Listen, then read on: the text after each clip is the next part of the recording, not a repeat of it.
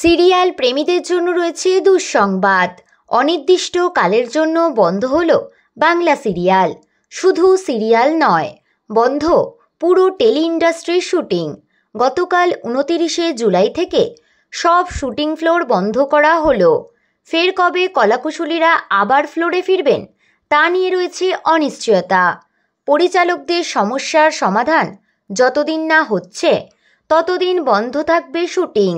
ফেডারেশনের তরফ থেকে জানানো হয়েছে তারা তাদের সিদ্ধান্তে অনড়। রাহুল মুখোপাধ্যায়ের পরিচালনায় এসভিএফের একটি বাংলা ছবির শুটিং টেকনিশিয়ান স্টুডিওতে ছিল, কিন্তু ফেডারেশনের আওতাভুক্ত কলাকুশলীরা সেদিন সেখানে উপস্থিত হয়নি, যার দরুন উপস্থিত পরিচালক অভিনয় শিল্পীদের অপমানিত হতে হয়। এই অপমানে এগিয়ে এসেছেন বহু পরিচালক।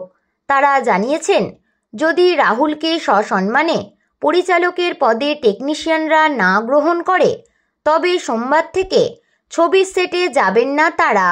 আর এই সমস্যার মীমাংসা যতদিন না হচ্ছে ততদিন বাংলা ভাষার কোনো শুটিংই হবে না। তো বন্ধুরা, বিনোদন জগতের এরকমই নতুন আপডেট পেতে আমাদের চ্যানেল টলিটাউনকে সাবস্ক্রাইব করে পাশে থাকা বেল আইকনে ক্লিক করতে ভুলবেন না।